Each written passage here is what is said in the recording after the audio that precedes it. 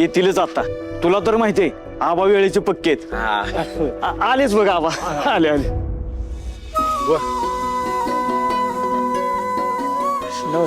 नमस्कार. नमस्कार आबा. नमस्कार. हे काय वस्तीत अचानक असा मंडप का उभारलाय? आई, अगं आज महाराष्ट्र दिन आणि कामगार दिन आहे. सो आजचा दिवस आपण आपल्या कामगारांसोबत सेलिब्रेट करायचा आणि या प्रोग्रामसाठी आम्ही तुम्हाला as a chief guest invite केलंय. म्हणजे तू या कामासाठी रात्रभर बाहेर होतास? हो. म्हणजे तू माझ्या लेकाला या कामालाही जुंपलंस तर? आई, अजून किती खालच्या पातळीला जाऊन माझ्या लेकाला काम करायला लावणार आहेस तू? आई अगं तू काय? अगे प्रिया, तू बघत काय उभी राहिलीस? बवळ की दोघांना बी. आबा, बाईसाहेब औक्षण करते. अगं प्रिया, सूर्यकाता इथंच आहेत ना, त्या करतील की ऑप्शन. म्हणजे कसं घरच्या माणसांकडून मानसन्मान होईल ना. अगं नको शोभा, करू दे प्रियाला. तिनं केलं काय आणि मी केलं काय एकच आहे की. प्रिया बवळ तू.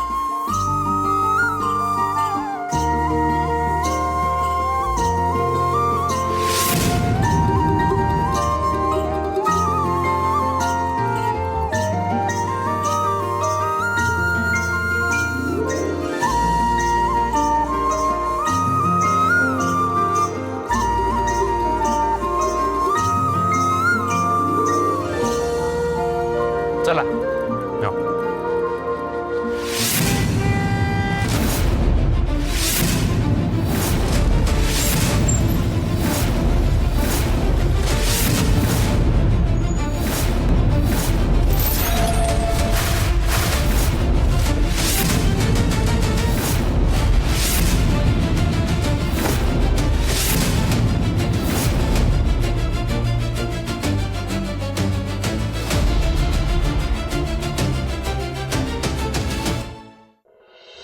अरे वा, चीफ गेस्ट म्हणून आबा आणि मालती काकीने बोलवलंय. Very nice, great. आबा, फॅक्टरीमध्ये मी सुद्धा एम्प्लॉय म्हणून काम केलंय. सो मी सुद्धा कामगार दिन साजरा करणार आणि या प्रत्येक कामगारांना तुम्ही जसा आशीर्वाद देता ना तसाच मलाही द्या. पाय पडतो. चला आपण कार्यक्रमाला सुरुवात करूया. आबा आशीर्वाद नाही दिला? हां, चला चला चला. ॲक्च्युली मी आबांनाच बोलवणार होतो फॅक्टरीमध्ये कामगार दिन साजरा करण्यासाठी, पण तिथे कळलं की इथे वस्तीत कामगार दिन साजरा केला जातोय. आलो मी वस्तीतच. चला.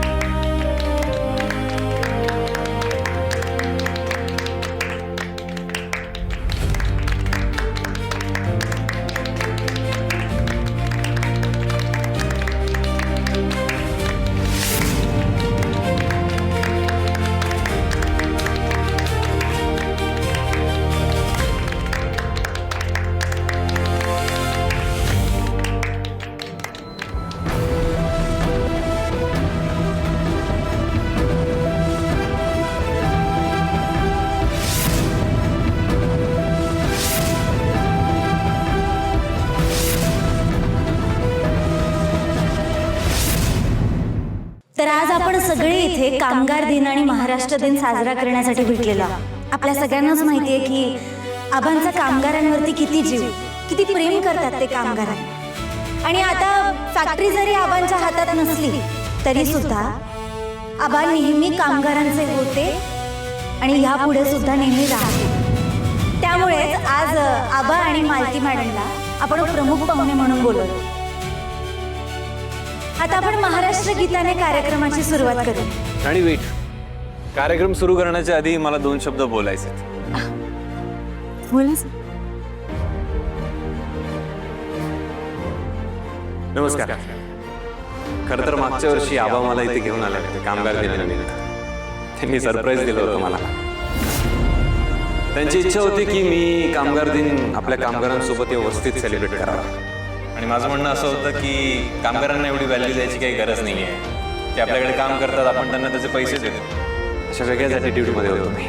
पण आता मला हळूहळू रिअलाइज होत आहे, आय मीन झालंय, की कंपनीचे खरे मालक तुम्ही आहात. म्हणजे बघा ना, तुम्ही फॅक्टरीमध्ये कष्ट करता, मेहनत घेता, सगळं काम प्रामाणिकपणे करा, तेव्हाच तर आमचा बिझनेस उभा राहतो. म्हणजे कुठल्याही कंपनीच्या ओनरला जर त्याचा बिझनेस ग्रो करायचा असेल तर त्याच्या कामगारांनी प्रामाणिकपणे काम करणं खूप गरजेचं आहे. खरं तर कंपनीचा मालक आणि कंपनीत काम करणारे कामगार हे एका नाण्याचे दोन बाजू असतात. जेव्हा मालक रिस्क घेतो पण कामगार प्रामाणिकपणे त्यांचं काम करतात, कष्ट करतात, तेव्हाच कंपनी ग्रो करते. म्हणजे असं म्हणायला हरकत नाही की कंपनीत काम करणारे कामगार हेच कंपनीची खरी बॅकबोन असतात. बॅकबोन म्हणजे हृदय. जरा तुझं मतपरिवर्तन झालं बघून मला खरंच खूप आनंद झालाय. आणि तू म्हणतोस ते खरंय, हे सगळे कामगार आपल्या फॅक्टरीचा बॅकबोन आहेत, कणा आहेत. कळायला मला थोडा उशीर झालाय, पण हरकत नाही, मी आता लक्षात ठेवेन. आणि मला हेही रिअलाइज झालंय की आय वॉज रॉंग. मला या करेक्ट पाथवर घेऊन येण्यासाठी दोन लोकांचा खूप मोलाचा वाटा आहे. पहिले तर आपले आबा आणि राणी. मला या दोघांमुळे ही गोष्ट रिअलाइज झाली आहे की तुम्ही खरंच खूप चांगली, साधी आणि सरळ माणसं. आणि खरं तर मनाने तुम्ही लोक श्रीमंत आहात. त्यामुळे एकदा जोरदार टाळ्या होऊन जाऊ दे तुम्हा सगळ्यांसाठी.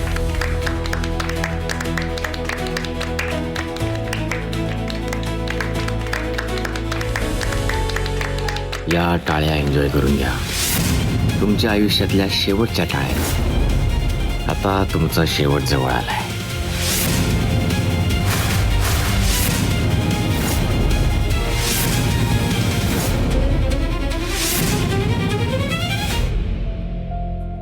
चला आपण आता महाराष्ट्र गीताला सुरुवात करूया.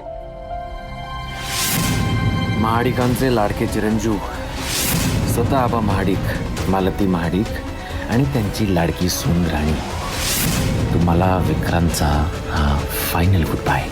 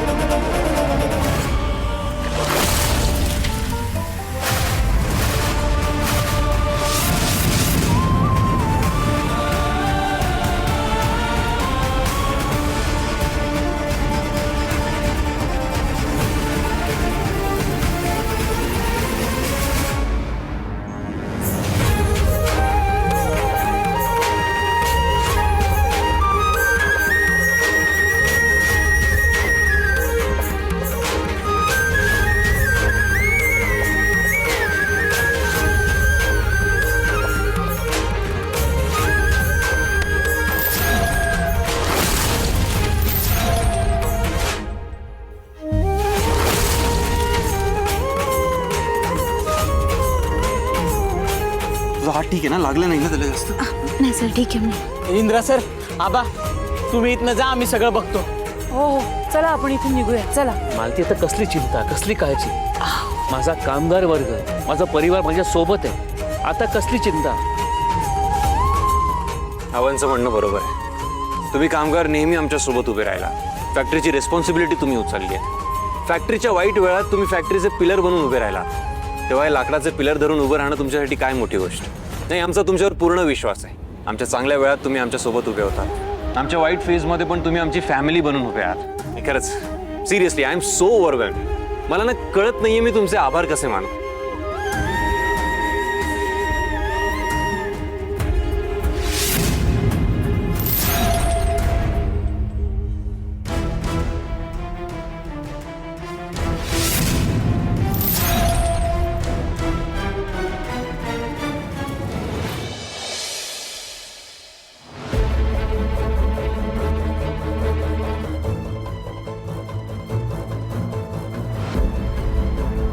शेवटी आज जे घडायला नको तेच घडलं. काय गरज होती होय असले कार्यक्रम करायची? हे असले कार्यक्रम कोणी गरजेसाठी करत नाही. आपल्याला कामगारांची त्यांच्या मेहनतीची किंमत आहे याची जाणीव ठेवण्यासाठी करतात. कामगारांच्या कामाचा सन्मान करण्यासाठी करतात. त्याच तुमच्या कामगारांना सन्मान देण्याच्या नादात आज जो अनर्थ घडला असता त्याचं काय? हे सगळं ना या अवदसेमुळेच झालंय. हीच तर घेऊन गेली होती ना आपल्याला तिकडे. माझ्या इंदिराला आणि यांना काही झालं असतं ना तर हिला आज मी माफ केलं नसतं. आई, राणीची काय चूक आहे याच्यात? आता तिला माहित थोडी होतं की असं काही होणार आहे. सर पण हे घडलं नाहीये. हे कोणीतरी घडवून आणलंय, फक्त आपल्याला माहित नाहीये की कोणी घडवलंय. न करण्यासारखं काय आहे त्यात? आपल्या आयुष्यात जे जे प्रॉब्लेम झाले ते कोणामुळे झाले ते आपल्याला सगळ्यांना माहिती. एवढंच की आपल्याकडे काही प्रूफ नसतो म्हणून आपण काही ऍक्शन घेऊ शकत नाही. म्हणजे इंद्रा, तुला विक्रांतवर संशय आहे? हे बघ, त्याच्याबद्दल तुझ्या मनात कोणी कितीही विष पेरण्याचा प्रयत्न केला ना तरी तू अजिबात असा विचार करू नकोस. मला खरंच असं वाटतंय की विक्रांत असं काही करू शकत नाही. का नाही करू शकत आई? जो माणूस आपलं घर आपल्यापासून हिरावून घेऊ शकतो, आपली फॅक्टरी आपल्यापासून हिरावून घेऊ शकतो, त्याच्यासाठी आपला जीव घेण्याचा प्रयत्न करणं काय मोठी गोष्ट आहे? इंद्रा, अरे जे घडून गेलं त्यासाठी अजून किती दिवस त्याला दोष देत बसणार आहेस? हे बघ, आता तो ना सुधारलाय. त्याने आपल्या सगळ्यांची माफी पण तर मागितली. किती वेळ आपल्याला घरी या म्हणून म्हणालाय. त्याला ना त्याची चूक कळली आहे. आता त्याला माफ करायचं सोडून तू असंच त्याच्यावर संशय घेत राहणार आहेस का? विक्रांतला माफी नाही, या जन्मी तरी ते शक्य नाहीये. आणि तो बदललाय, त्याला त्याची चूक कळली आहे, या गोष्टीवर तू विश्वास ठेव, मी नाही ठेवू शकत. त्याने आपला जीव घेण्याचा प्रयत्न केलाय आणि हेच खरंय. इंद्रा, ऐक शांत माझं. बसा रे. काय चाललंय तुमचं? अहो, जे घडलंच नाही त्याबद्दल आपण का बोलतो आहोत? हे सगळं ज्याने कोणी केलं त्यापेक्षा प्रसंगावधान राखून ज्याने कोणी आपल्या जीवाची बाजी लावून आपल्याला वाचवलं हे लक्षात ठेवणं जास्त महत्वाचं नाहीये का? आणि आज पुन्हा आमची ढाल बनलीस. जे घडत होतं हे तू वेळीच नोटीस केलंस म्हणून आपण आत्ता सुरक्षित आहोत. तुझं कौतुक करावं तेवढं कमी आहे. मी आज खरंच खूप खुश आहे. आज इंद्रा राणीच्या बाजूने उभा राहिला. कधी कामगारांना न मानणारा इंद्रा कामगारांच्या बाजूने बोलला. इंद्रा, तुझ्यातला हा बदल, वागण्यातला, बोलण्यातला खरंच खूप आनंददायी आहे. आणि मला माहिती आहे हा बदल तुझ्यामध्ये राणीमुळे झालाय. हो ना? म्हणजे नेमकं काय म्हणायचंय तुम्हाला? मी जो इंद्रा घडवला तो वाईट होता का? मी काय त्याच्यावर चांगले संस्कार केलेच नाहीत? असं कुठे म्हणालो मी? मालती मॅडम, अहो तुमचेच संस्कार आहेत इंद्रजित सरांवर. अहो मी इंद्रजित सरांना घडवणारी कोण आहे बरं? अहो त्यांच्या मनात तुम्ही जे काय पेरलं होतं तेच आज उगवलं जात आहे असंच जाणवतंय. जर तुम्ही इंद्रजित सरांवर एवढे चांगले संस्कार केले नसते ना तर हे सगळं आज सरांना कळालंच नसतं. मॅडम, अहो तुम्हीच त्यांच्या मनात प्रेमाचं मायेचं बीज रुजवलेत. मी जर काही केलं असेल तर त्याला फक्त खत पाणी देण्याचा प्रयत्न केलाय. आणि आज इंद्रजित सर त्यांच्या आजूबाजूच्या माणसांचं आयुष्य आणखी सुंदर व्हावं म्हणून झटतायत, धडपडतायत. अहो ही खूप मोठी गोष्ट आहे.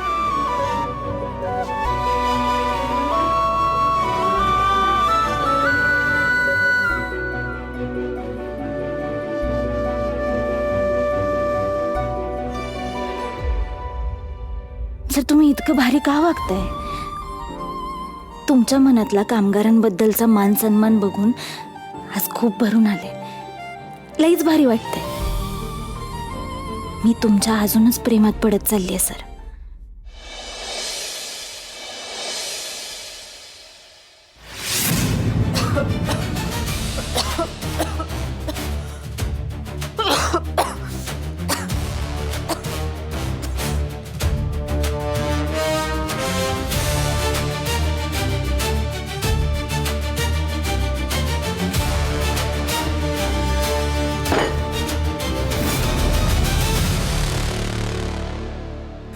Flop flop.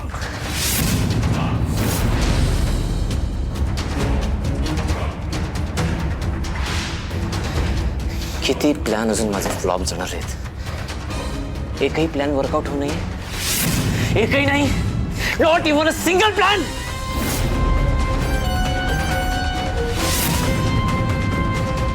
जेव्हा जेव्हा त्या इंदिरा राणीचा काटा काढायला जातो तेव्हा माझाच काटा का काढला जातो. तू तुझ्या क्रॉस केला. खूप प्यायलायस विक्रांत.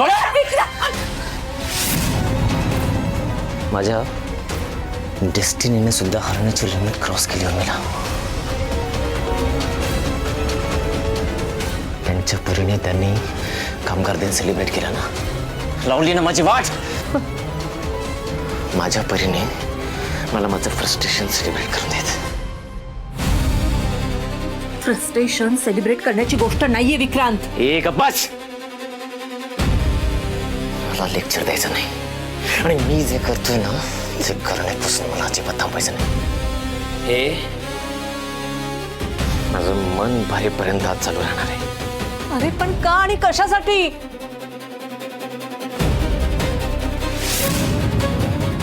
त्या इंद्र आणि राणीचा त्रास मला होतोय. परत जिंकले जिंकले.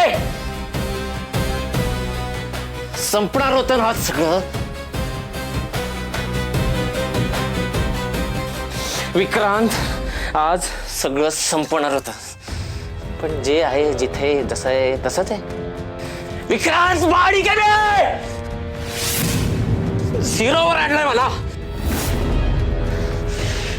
आबा इंदिरा राणी मालती मला झिरोवर आणलं तुम्ही. इतकं घाण फिलिंग दिलं तर तुम्ही मला साले कामगार. बस झालं. बस झालं. विक्रांत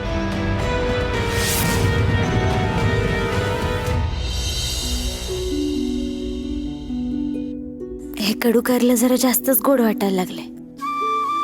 माझ्या मनातलं यांना सांगितलं पाहिजे. काय करू. हा उद्या सकाळी आधी खोट्यालाच भेटते.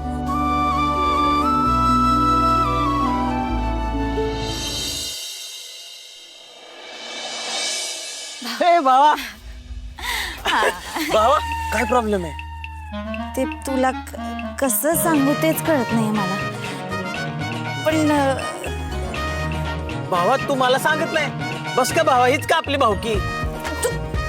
तू ना नीट ऐकणार असशील तर मी तुला सांगेन ना. बरं सांग. ते घोट्यांना हे असं आधी कधीच झालं नाही रे. ते इंद्रजित सरांना बघितल्याशिवाय मला राहवतच नाही. म्हणजे का माहित का. ते 2 मिनिटं जरी डोळ्यासमोर नसले ना तरी मला त्यांचाच विचार येतोय लगेच. असं सारखं असं वाटतंय की मी त्यांच्या बरोबरच राहावं. त्यांच्याशीच बोलावं. काय काय होतंय काय मला.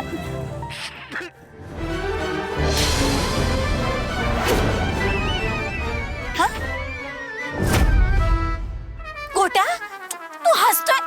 तू ना हाय का आता. म्हणजे मी एवढं मनापासून तुला सांगते आणि तू दात काढतोय. अरे भावा हसू नाही तर काय करू. मला सांग हे सगळं कधी होतं. कधी.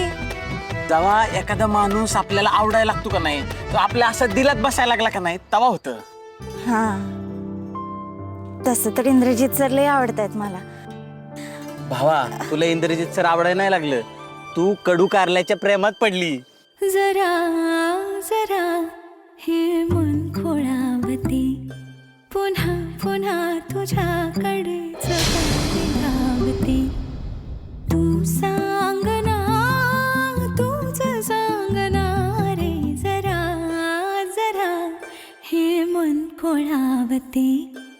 आजही आस वाहू दे तुझ्या सोबती सोबती राहू दे. धड धड हृदयाची हे सांगते. जरा जरा हे मन खोळावते.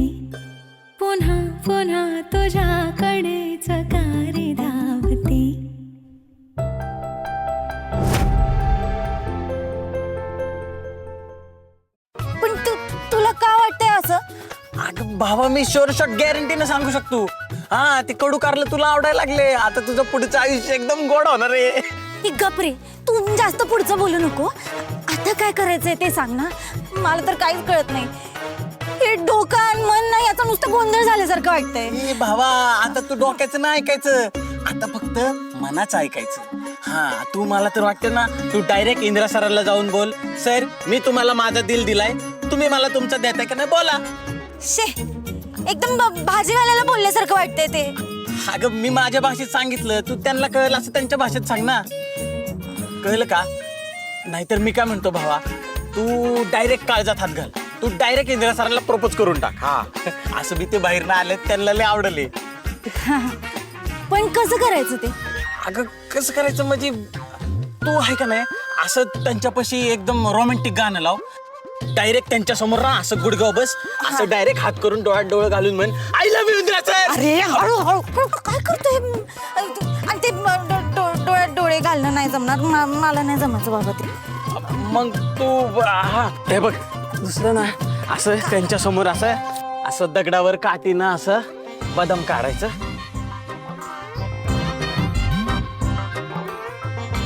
आणि ते इंदिरा सर आलं का नाही, फुलं बिलं उधळायची त्यांच्यावर, डायरेक्ट असं आय लव्ह यू फेकून मारायचा. पण तरी पण नाही म्हणले तर? नाही म्हणलं तर मग तू डायरेक्ट हाताची नस कापून टाक, संपला विषय. जे होईल ते होईल भावा, छातीला मार. नाही नाही नाही नाही, काय बोलतोय? हे एकदम डेंजर आणि विचित्र वाटतंय. हे नाही बाबा, हात बीत का काय बोलतोय? हाय का आता? अगं दुनिया असंच प्रेम करायला सांगते. आज तू हुकमाची राणी आहे ना, काही जमणार नाही बे तुला. कर की डायरेक्ट भावा बिंदास. ठीक आहे चल, हा जमवून बघते मी. हा जमल ना, अंग असं बेस्ट आहे. आणि मला सांगत राहा भावा काय होतंय ते. हो हो ठीक आहे ठीक आहे, चल येते आता. हा ए भावा, अरे काय? मी काय म्हणतोय, आता आपले इंदिरा सर बाहेर न शिकून आलेत ना, तर त्यांच्या मनात तिथलंच दुसरं कोणतरी असेल तर. कुठ्या? काय बोलतोय तू? हा असं कशाला कोणी दुसरं असेल? काही पण बोलू नको, गप माझ्या डोक्यात काही टाकू नको. म्हणजे नसल तर ठीक आहे, म्हणजे नसलच आहे का नाही. आपण ती पोरगी इंदिरा सरांच्या माग माग हित आली तर ती कशाला येईल इकडं? कुठं तू काळजी तर तुझी, काही बोलू नको. हुकमाची राणी लय सिरियस वाटतं.